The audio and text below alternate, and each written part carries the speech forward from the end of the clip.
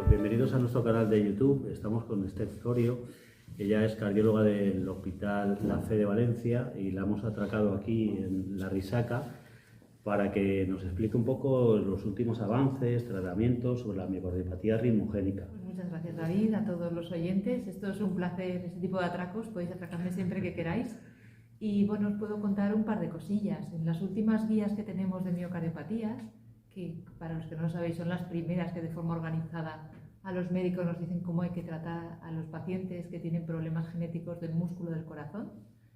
Son del año pasado, del verano del 23, y ahí nos dan alguna pincelada, pues eso, de novedad. Por ejemplo, sabéis todos que hoy por hoy lo único que podemos hacer los médicos a nivel asistencial es tratamientos sintomáticos. Si hay arritmias, tratar las arritmias; si hay insuficiencia cardíaca, tratar la insuficiencia cardíaca, a todos sus niveles.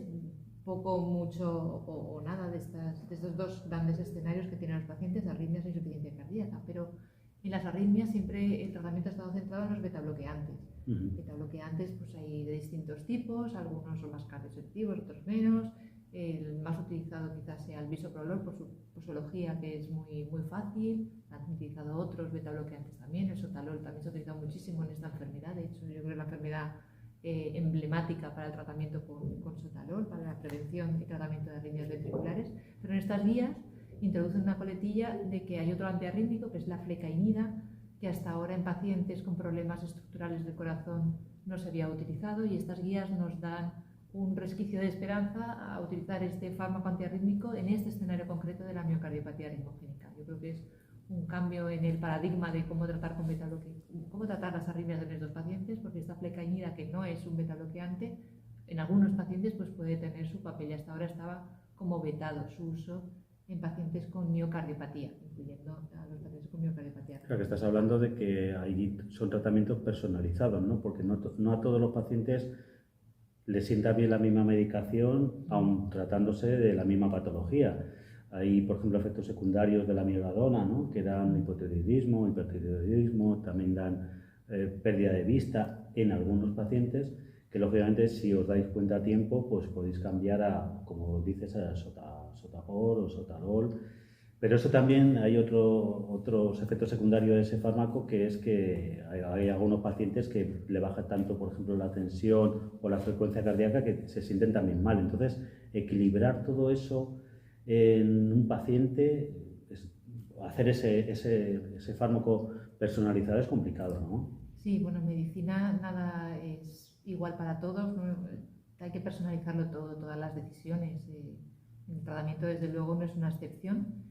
Y sí, tienes que fijarte en la tensión, en la frecuencia cardíaca. A veces hay efectos secundarios a otros niveles. Tú has hablado de la miodarona, que es un poco también el paradigma de los efectos secundarios, y tenemos que ir controlando si aparecen o no aparecen con analíticas y con, pues eso, preguntas sobre la vista. Y también el hígado a veces lo afecta la miodarona. Y es un fármaco muy bueno, pero cuando nos da problemas pues hay que quitarlo. Y tener una alternativa como es la flecainida pues nos viene muy bien, es una baza más. Ahora de genética, estamos hablando de que hay más o menos un 60% de personas diagnosticadas genéticamente en la miocardiopatía ritmogénica y un 40% que todavía no se ha encontrado el gen, o, como has dicho antes en la charla, que se haya producido a esa primera persona debido a un virus o cualquier otra cosa. Lo que queríamos saber era la repercusión que tiene ese gen en cuanto a la enfermedad, si es más agresiva o no, si hay variaciones entre unos genes y otros. Pues sí, el escenario genético de la miocardiopatía ritmogénica es variopinto, lo es para todas las cardiopatías familiares, y esta no es una excepción. Y hay muchos genes, muchos trocitos de ADN que pueden tener una alteración que acabe ocasionando en el corazón del paciente la miocardiopatía ritmogénica. Los más frecuentes son PKP2, que también se llama placofilina, que es el más frecuente en países sobre todo de Centro y Norte de Europa, también en Estados Unidos. Pero aquí en la ribera del Mediterráneo nos estamos dando cuenta que tenemos un porcentaje, desde luego, de pacientes con mutación en PKP2, pero tenemos muchos pacientes, muchos más que en la región centroeuropea y en el norte, que tienen mutaciones en otros dos genes, como es desmoplaquina y filamina C. Estos dos genes en regiones de Centro Europa y del Norte de Europa son prácticamente desconocidos. Hasta ahora no nos habíamos dado cuenta de esto, pero la verdad que por aquí, por la ribera del Mediterráneo, tenemos muchos que tienen mutaciones en estos genes, y esto provoca que la manifestación en el corazón sea diferente en nuestra zona y en el centro norte de Europa, porque la afectación por placofilina, por PKP2, es fundamentalmente el ventrículo derecho. Es la forma clásica de la enfermedad. A veces afecta a los dos ventrículos en etapas tardías de la enfermedad, pero fundamentalmente es el derecho el que está afectado. Sin embargo, las mutaciones en genes de aquí, más de la cuenca del Mediterráneo, como os decía, de desmoplaquina y de filamina C, afectan con preferencia al ventrículo izquierdo, y esto hace que la manifestación en el corazón sea sobre todo la del ventrículo izquierdo, que choca un poco con lo que pasa en Norte y Centro Europa. Es que aquí tenemos pacientes con afectación exclusiva o biventricular, pero donde predomina la afectación del ventrículo izquierdo, con lo cual saber en qué gen está la mutación te puede un poco predecir cuál es la parte del corazón que se va a afectar más. Y con más rapidez o menos rapidez, porque hay una causa, que ahora hablamos de ella, que es el deporte dentro de esta patología, que causa pues, más degeneración si nosotros abusamos un poco del deporte. Pero hablando del deporte, ¿en qué medida tenemos que, digamos, poner el límite para que la enfermedad no avance? En esos casos que la enfermedad avanza por el deporte. ¿Cómo sabemos los pacientes cómo parar o cómo decir hasta aquí? Pues está más que estudiado en distintos modelos que el deporte acelera la miocardiopatía arritmogénica, tanto a nivel eléctrico, las arritmias y la posibilidad de muerte súbita arrítmica, como a nivel estructural, con la disfunción cardíaca y la insuficiencia cardíaca, que podría acabar necesitando quizá un trasplante. Es un acelerador de estas dos áreas de la enfermedad.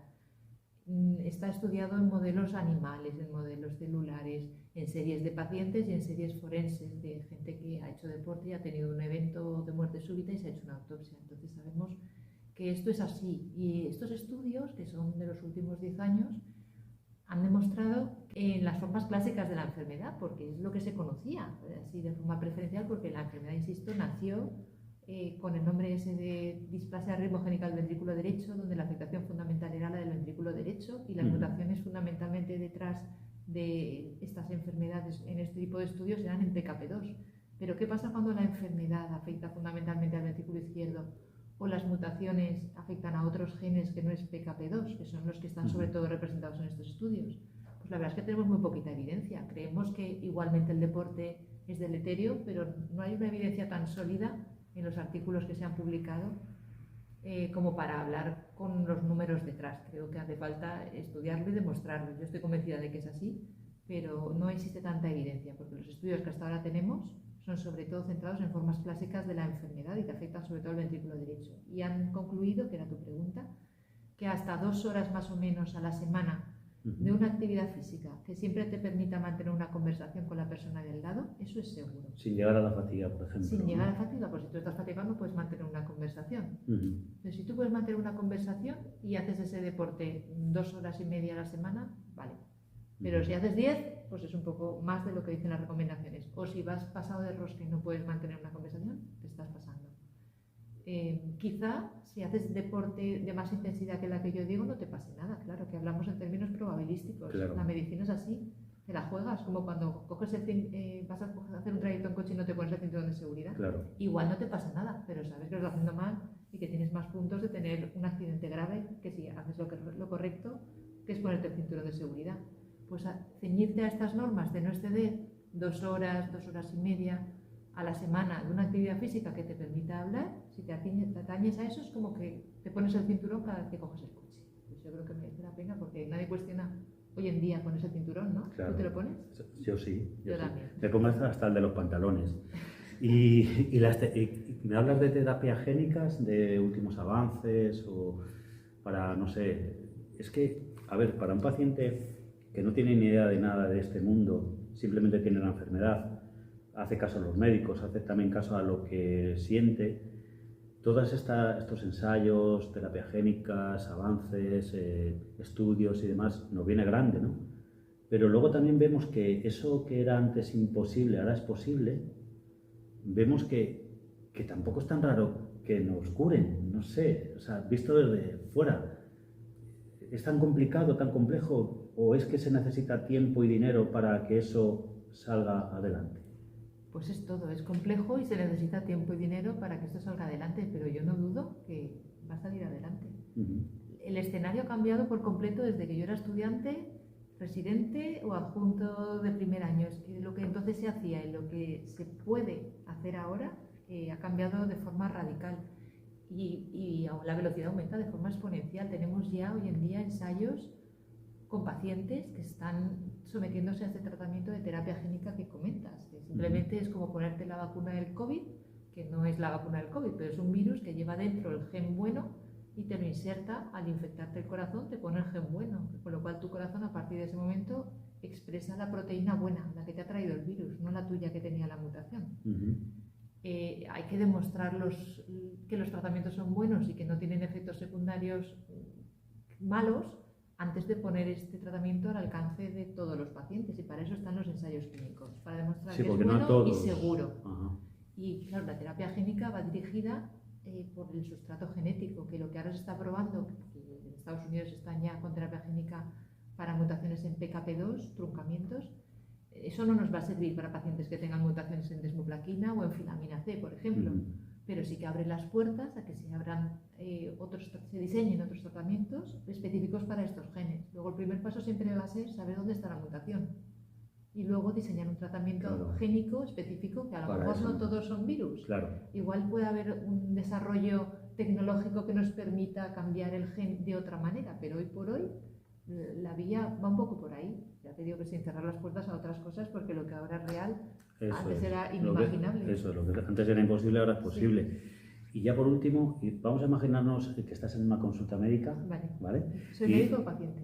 ¿O familiar? Médico. Vale. Y tienes que darle el diagnóstico a esa persona que habéis hecho pruebas de resonancia, ecocardiograma, electro, ha venido con una taquicardia y demás, y le tenéis que dar ese diagnóstico de miocardiopatía ritmogénica a ese paciente. ¿Cómo se lo soléis decir y qué es lo que le decís a ese paciente que haga o no haga? ¿O pactáis con el paciente? No decís esto no se hace, está prohibido, sino que quizás pactéis, pero esa primera toma de contacto con el paciente, ¿cómo suele ser? Pues difícil porque le vas a decir a alguien que tiene una enfermedad genética que hoy por hoy no tiene cura, eso es así. También está muy condicionada la forma de decirlo al escenario. No es lo mismo decírselo a un paciente que ha sufrido una parada cardíaca y está en la UCI o está ingresado en el hospital, a un paciente que de forma ambulatoria ha hecho esas pruebas y está en una consulta donde tienes 5 minutos por paciente porque te vas al siguiente. Es complicado, pero tienes que ceñir un poco el discurso al escenario en el que estés. Muchas veces los familiares también condicionan cómo lo dices. El paciente viene solo, o el paciente viene con la pareja, o el paciente viene con el padre o la madre. A veces no es fácil. Pero bueno, se trata de decir que las pruebas que se han hecho son concluyentes, doy por hecho que lo son, y que el nombre de la enfermedad, y ya no hay que trabarse, porque a veces, claro, si no estás habituado a las palabras, los pacientes se lían, hay que hablar despacito. Es de miocardiopatía ritmogénica y un poco explicas que lo de miocardiopatía tiene que ver a enfermedad del miocardio, y miocardio es el músculo del corazón. Y el apellido de ritmogénica viene dado a que esta enfermedad es fuente de arritmias con mucha frecuencia. Y estas dos características que afectan al miocardio y que provoca arritmias nos llevan a que los médicos tenemos que estar pendientes de esas dos cosas. De si nuestros pacientes son propensos a hacer arritmias malas que les pueden costar la vida, en cuyo caso pondremos fármacos, hemos hablado antes de betabloqueantes, de amiodarona y también de flecainida. Y luego tenemos como último extremo el desfibrilador a un grupo seleccionado de pacientes que se lo pueden merecer porque están en un riesgo alto de que les suceda. Y luego tenemos que por la parte de la miocardiopatía, el hecho de que el músculo del corazón sea sustituido por grasa y cicatriz hace que pierda fuerza y que puedan desarrollar síntomas de insuficiencia cardíaca. Conviene decirles qué síntomas son esos, aunque no los tengan en este momento. La falta de aire, la hinchazón de piernas, y que si se lo detectan tienen que decirlo porque hay fármacos que debemos y podemos dar, y hay muchos fármacos, eso también ha cambiado mucho en los últimos años para la insuficiencia cardíaca.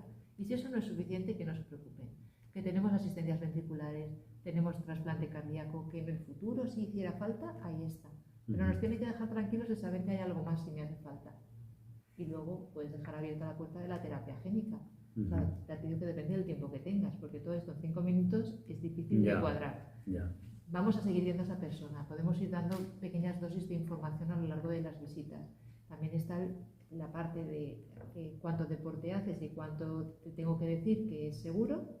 Llegar ahí a un pacto, evidentemente. El paciente hoy en día, en todas las guías de práctica clínica, se pone en el centro de la organización y hay que pactar y hay que no obligar, sino llegar a un consenso de que puede ser seguro y que no, y siempre con la libertad de que un paciente pues, pueda hacer lo que quiera cuando sale por la puerta de la consulta. De hecho, la última palabra al final la tiene el paciente, Siempre, ¿no? siempre. Pero si desde la consulta se le ha dado unas pautas y no se le ha prohibido, porque basta que te prohíban algo para que tú lo hagas.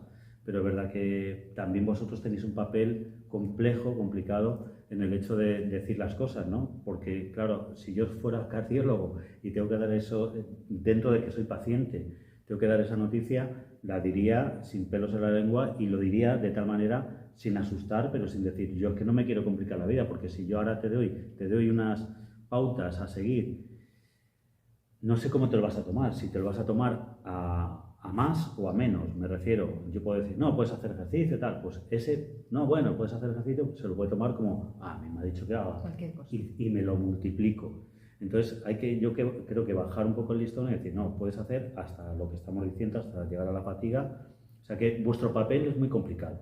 El nuestro de recibir una noticia es complicado, pero bueno, que aquí en todo este mundo somos todos pacientes, porque yo no creo que tú no tendrás problemas cardíacos, pero algo tendrás. O sea, seguro. Por el hecho de estar vivos, algo tenemos. Claro. Que parece que luego los pacientes dicen, es que el médico tal, es que el médico también tendrá sus cosas, en su familia, su trabajo, su jefe, sus cosas de salud. O sea que eso hay que también entenderlo y empatizarlo. Pues vamos a hablar de la familia. De eso también se habla en la consulta. Sí. Sobre todo, desde luego, si la persona es joven y tiene planes de paternidad o de maternidad, hay que aconsejarle lo que hoy en día la sanidad le puede ofrecer. Ajá. Y si ya es padre o madre, pues qué hacer con sus familiares, con sus hijos, hermanos, sobrinos, dependiendo, porque hay que tirar del hilo en el árbol familiar según te van llevando el resultado de las pruebas. Entonces, hoy en día hay cosas que se pueden concretar para que la pareja decida por qué vía desea satisfacer esos deseos de paternidad o de maternidad. Y tenemos distintas, ¿no? Puedes adoptar, si adoptas, pues el niño no es biológicamente tuyo y por tanto no pasas el defecto genético. Ahí da igual saber dónde está el problema genético en tu sangre o no, porque como no vas a ser padre biológico, no le vas a pasar lo que quiera que sea que tengas. ¿Vale? También te puedes acoger a un programa de donación de gametos. Pongamos que soy yo la parte femenina la que tengo el problema cardiológico. Y sepamos o no sepamos dónde tengo yo la mutación, yo me puedo acoger a un programa de donación de ovocitos donde yo no voy a ser la madre biológica, in vitro se van a fecundar con el semen de mi pareja, de mi marido, y yo voy a gestar, si es que cardiológicamente puedo asumir el riesgo de una gestación, no tengo tan avanzada, que suele ser el caso, pero bueno, habría que verlo caso a caso, siempre individualizar, lo hablemos al principio. Aparte de esta segunda opción de acogerte a un programa de donación de gametos, ya sean ovocitos o espermatozoides, tenemos el problema de la vía natural. Hay parejas que deciden por la vía natural, pues por los tiempos de espera, por creencias religiosas, por problemas económicos, y es que la seguridad social en su comunidad autónoma no se lo financia. Hay distintos motivos que te pueden llevar a seguir por la vía natural. Pues por la vía natural siempre hay que aconsejar o orientar a que esto es normalmente sigue una herencia autosómica dominante, es decir, el 50% de probabilidades de pasar el defecto genético en cada embarazo. Y da igual lo que haya pasado en los embarazos anteriores, cada embarazo va a tener un 50%.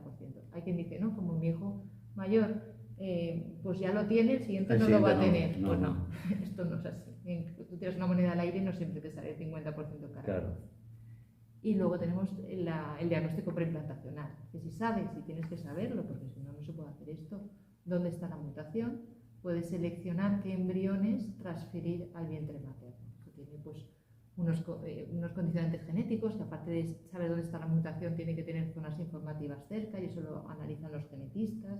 Hay que pedir unos permisos al Comité Nacional, hay que hacer unas pruebas ginecológicas a ella y a él para ver que son aptos para este programa, hay que asumir unos riesgos también de hormonar a la mujer para en el momento de la ovulación tomar el óvulo, fecundarnos in vitro, de una celulita sacar el poquito ADN que ahí pueda haber para hacer el estudio genético de cada embrión y luego transferir un máximo de 2, si no me equivoco, al vientre materno.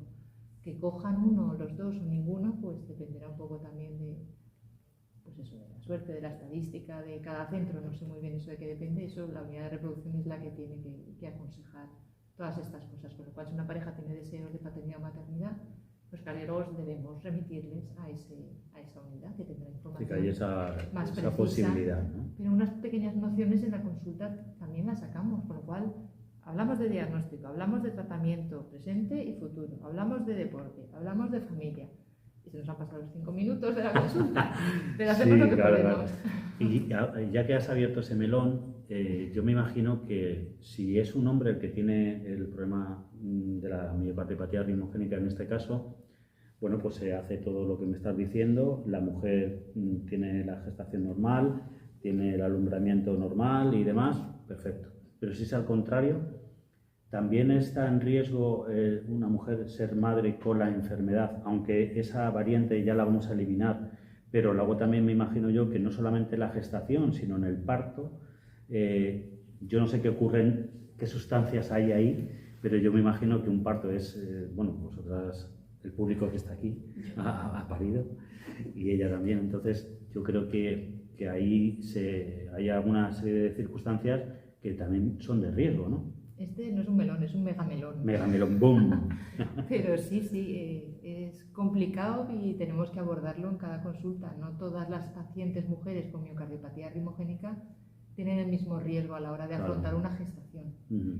La función sistólica del ventrículo izquierdo es un dato muy importante. No es lo mismo una mujer que tiene la mutación solamente y no expresa la enfermedad y la ecografía es hasta normal del todo, a una mujer que tiene ya el ventrículo izquierdo y derecho dilatados, disfuncionantes, que además presenta clínicas de fatiga de aquí a la puerta y lleva fármacos de insuficiencia cardíaca y que además te dice que quiere ser madre.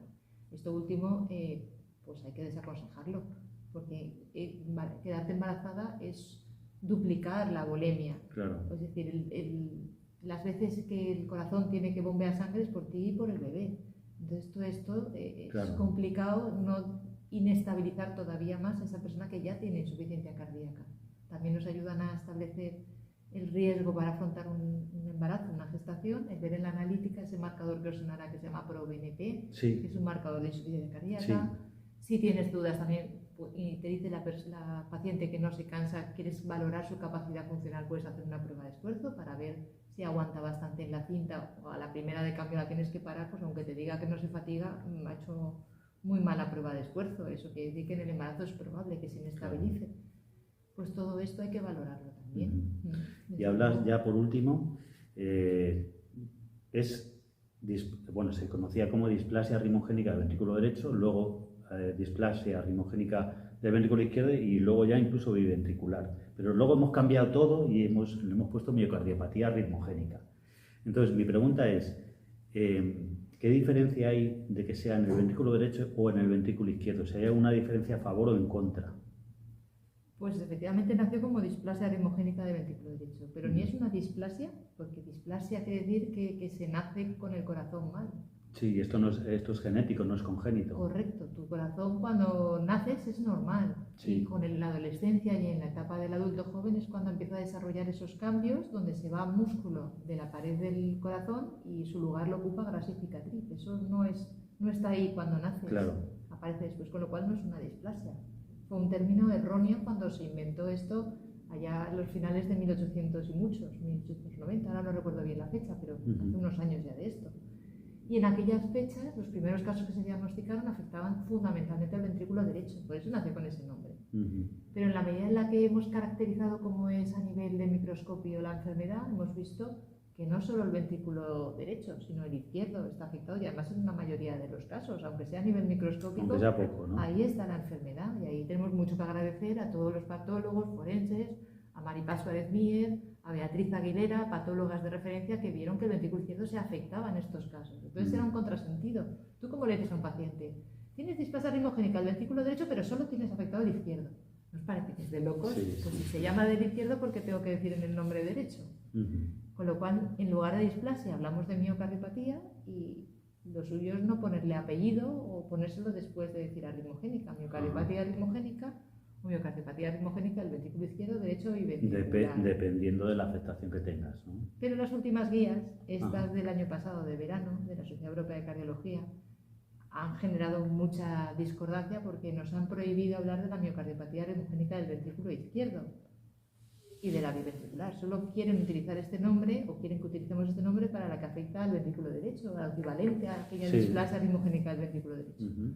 Y si no cumple los criterios para esas formas derechas, Las guías nos dicen que debemos utilizar otro término muy extraño que se llama miocardiopatía no dilatada del ventrículo izquierdo, donde no solamente están las miocardiopatías arritmogénicas izquierdas, sino cualquier otra enfermedad que pueda afectar al ventrículo izquierdo, con lo cual acaba siendo un cajón de saco, que ahí cabe todo y se comportan de forma distinta, unas son genéticas, otras no. Yo con ese término no estoy cómoda, pero fijaos, ni los médicos nos ponemos de acuerdo en cómo hay que llamar a la enfermedad. En paralelo a estas guías salieron otras de unos expertos que sí que mantienen el término de miocardiopatía arritmogénica del ventrículo izquierdo. Fijaos, unos dicen que sí, otros dicen que no, le tenemos que llamar así, le tenemos que llamar así. En fin, tenemos que saber qué enfermedad es y estar todos de acuerdo y saber esto cómo se trata y hacia dónde vamos. Pero en el nombre tenemos últimamente un poco... Bueno, nosotros es la Asociación Española de Enfermos DAP, que es displasia arritmogénica del ventrículo derecho. Como yo sé que las guías van cambiando cada X veces, no vamos a cambiar el nombre de la asociación y ya está, porque volverá otra vez, como si fuera un boomerang, a ser otra vez DAP. Entonces, bueno, pues... así nos quedamos. Así nos quedamos. Pues nada, muchas gracias, Esther Zorio, cardióloga del Hospital La Fe de Valencia. Así que agradecido de toda esta información, le va a servir mucho a los pacientes con esta enfermedad. Gracias por tu trabajo, gracias por tu labor y bueno, pues gracias por encontrarnos de nuevo en otro congreso, que creo que la suma de pacientes, asociaciones y médicos al final multiplica más que suma, ¿no?, en todas estas cosas. Así que tienes la última palabra.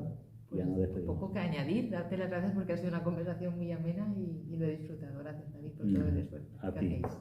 Hasta luego. ¡Ole!